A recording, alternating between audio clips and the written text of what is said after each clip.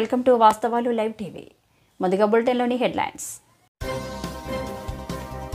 MP Chamala Kiran Kumar Reddy అత్యుత్సాహం. నడి రోడ్డుపై వాహనాలను ఆపిన కాంగ్రెస్ ఎంపీ చామల కిరణ్ కుమార్ రెడ్డి.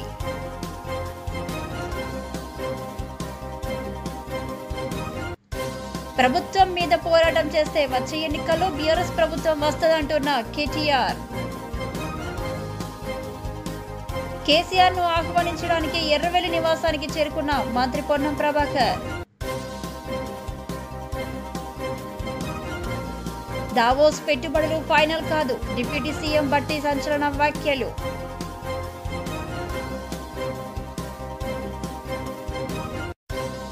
శ్రీ చైతన్య పాఠశాలలో రక్తపు వాంతులు చేసుకున్న విద్యార్థులు.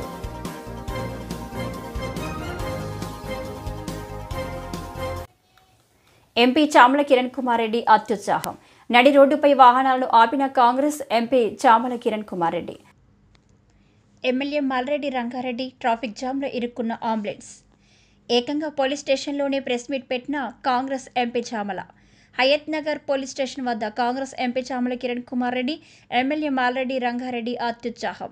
పోలీస్ స్టేషన్ ముందు విజయవాడ జాతీయ రహదారి నడి రోడ్డుపై వాహనాలను నిలిపిన చామల కిరణ్ కుమార్ రెడ్డి, మల్రెడ్డి రంగారెడ్డి.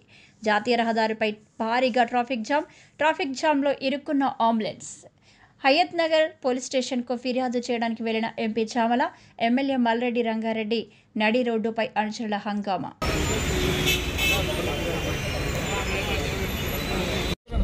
ఈరోజు హయత్ నగర్ పోలీస్ స్టేషన్లో నేను, మా ఇబ్రహీంపట్నం ఎమ్మెల్యే గారు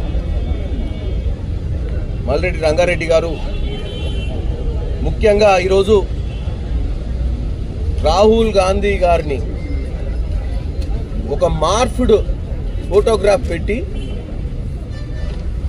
బీజేపీ గుజరాత్ అఫీషియల్ వెబ్సైట్లా, అంటే అఫీషియల్ ట్విట్టర్ హ్యాండిల్లా, ఎక్స్ హ్యాండిల్లా కాలాధన్ కా కిస్సా హై, యహీ రాహుల్ కా హిస్సా హై అని ఒక మీ అందరికి చూపిస్తున్నాం. ముఖ్యంగా ఇది దీంట్లో మీరు చూసినట్టయితే ఇది ఒక మార్ఫ్డ్ పిక్చర్. రాహుల్ గాంధీ గారి చేతిలో కొంత డబ్బు పెట్టి ఒక మార్ఫ్డ్ పిక్చర్ని భారతదేశంలో కాంగ్రెస్ పార్టీపై దుష్ప్రచారం చేసే దిశగా బీజేపీ నరేంద్ర మోడీ గారి సొంత రాష్ట్రము గుజరాత్లో ఈ యొక్క కార్యక్రమాన్ని కాంగ్రెస్ సంవత్సర కాలం పాలనపై ఒక వ్యక్తి 68,000 శాంపిల్స్తో సర్వే చేశాడు. కాంగ్రెస్ మీద తీవ్ర వ్యతిరేకత వచ్చిందని, ఇలాగే ప్రభుత్వం మీద పోరాటం చేస్తే వచ్చే ఎన్నికల్లో బీఆర్ఎస్ ప్రభుత్వం వస్తుందని చెప్పాడు కేటీఆర్. ఒక ఎమ్మెల్యే గారు అన్నగీనెవరో సర్వే చేసినట్టు సంవత్సర కాలం కాంగ్రెస్ పార్టీ పరిపాలన మీద అని చెప్పి ఆ సర్వే సంస్థ ఆయన తీసుకొని నా దగ్గరికి వచ్చినారు. దాదాపు 1:40 వారితో గడిపిన నేను. వారు చెప్తా ఉన్నారు, సార్ మీరు నేను చెప్పేది నమ్మరు, నేను మీకు ఆనాడు కూడా చేరుకునే ప్రయత్నం చేసిన ఎన్నికల సందర్భంగా. ఆ రోజు కొద్దిగా మీ పార్టీ పరిస్థితి బాగలేదు అని చెప్పడానికి నేను ప్రయత్నం చేసిన, కానీ అప్పట్లో నాకు కుదరలేదు మీతో కలవడం. కానీ ఈరోజు నేను సంవత్సరం తర్వాత మీ దగ్గరికి ఈ ప్రభుత్వం యొక్క పనితీరు తీసుకొని వచ్చినా అని చెప్పి వారు విశ్లేషణాత్మకంగా చెప్తా ఉండే. మనల్ని విడిచిపోయి ఏ 10 మంది ఎమ్మెల్యేలు అయితే పోయినారో, కాంగ్రెస్ పార్టీలో చేరినారో, వారి నియోజకవర్గాల్లో కూడా ఇప్పుడు ఉప ఎన్నికలు వస్తే ఎట్లా ఉంటుంది అక్కడ కూడా సర్వే చేసినాడు. 68,000 శాంపిల్తోనే ఆయన సర్వే చేసిన దగ్గర తీసుకొని వచ్చి ఇక్కడ చూపెడతా ఉండే. ఇక నేను దాని వివరాలు మీకు చెప్పాను, కానీ ఎందుకంటే ఆయన టీవీలో కూర్చొని చెప్తా సార్ నేను అన్నాడు, ఆయన చెప్పుకొని. కానీ ఆయన చెప్పిన మాట ఏంటంటే ప్రభుత్వం మీద సర్వసాధారణంగా 3 ఏళ్ల తర్వాత 4 ఏళ్ల తర్వాత కోపం వస్తుంది సార్ ప్రజలకు. ఎందుకంటే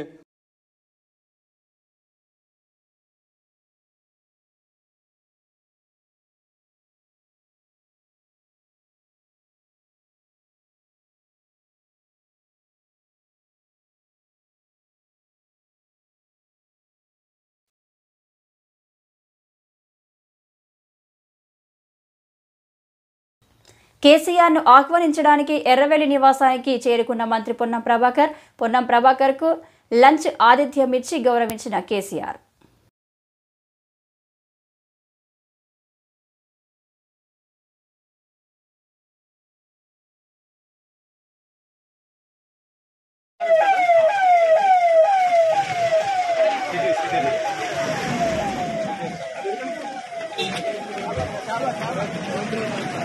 Acá,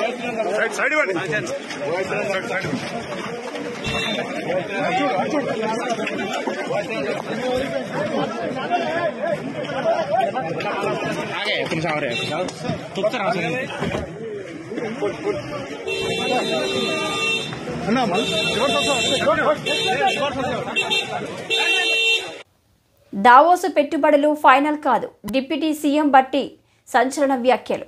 దావోస్లో రాష్ట్ర ప్రభుత్వం చేసుకున్న ఎంఓయూలు ఫైనల్ కాదు, అవి పెట్టుబడులు పెట్టేందుకు ఆయా కంపెనీలు కనబరిచిన ఆసక్తికి సంబంధించినవి. మళ్లీ ఓపెన్ టెండర్లు పెడతాం, ఆ టెండర్లలో అందరూ పాల్గొనాలి, డిప్యూటీ సీఎం బట్టి విక్రమార్క అన్నారు. దావోస్లో జరిగేటువంటి ఎంఓయూస్ అన్నీ కూడా ఎక్స్ప్రెషన్ ఆఫ్ ఇంట్రెస్ట్ మేము మీ రాష్ట్రంలో పెడదాం అనుకుంటున్నాం అనే దానికోసం ఎంఓయూ. కానీ ఇక్కడ మళ్ళీ మేము న్యూ ఎనర్జీ పాలసీ ప్రకటించిన తర్వాత we will call for the open tenders. ఆ ఎంఓయూ చేసుకున్న వాళ్ళైనా ఓపెన్ టెండర్స్లో రావాల్సింది. ఎవరైనా ఎంఓయూ చేసుకున్నంత మాత్రం ఆయనకి ఇచ్చేదేం లేదు. కాకపోతే ఒక ఆయన ఇన్వెస్ట్ చేయడానికి ఆయన రెడీగా ఉండడానికి తెలుస్తుంది తప్ప ఎంఓయూ చేసుకున్నాడు కాబట్టి ఇస్తామనేది లేదు ఎక్కడ. It is not a binding factor. Shri Chaitanya పాఠశాలలో రక్తపు వాంతులు చేసుకున్న విద్యార్థులు. హైదరాబాద్ చింతల్లోని శ్రీ చైతన్య పాఠశాలలో 15 మంది విద్యార్థులకు అస్వస్థత. కింద పడిన యాసిడ్ను సిబ్బంది శుభ్రం చేయడం ఆలస్యం కావడంతో యాసిడ్ ఘాటు భరించలేక అస్వస్థతతో రక్తపు వాంతులు చేసుకున్న విద్యార్థులు. అయితే తమకు కనీసం సమాచారం కూడా ఇవ్వలేదని స్కూల్ ముందు తల్లిదండ్రుల ఆందోళన వ్యక్తం చేశారు.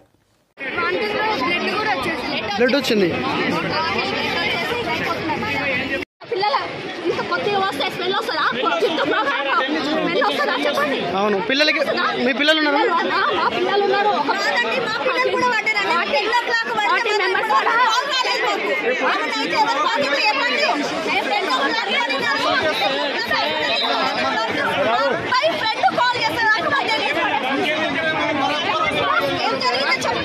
ఫోన్ చేసి నన్ను తీసుకపోవాలని చెప్పినాక మీ దగ్గర నుండి రెస్పాన్స్ లేదు. మీరు కరెక్ట్ చెప్పండి, మీరు అబద్ధమా చెప్పండి. మీ పిల్లలు అయితే ఇట్లా చేస్తారా? ఒప్పుకుంటున్నాం మేడం, మీరు ఫస్ట్ ఎయిడ్ చేసినందుకు మేము తప్పు పట్టట్లేదు. కానీ వీళ్ళను హాస్పిటల్ పంపిన తర్వాత మీ స్కూల్ నుండి ఎందుకు కాల్ రాలేదు? ఎక్కడ వచ్చింది? వీళ్ళు హాస్పిటల్ చెకప్ అయ్యి మళ్ళీ ఇక్కడికి తీసుకొని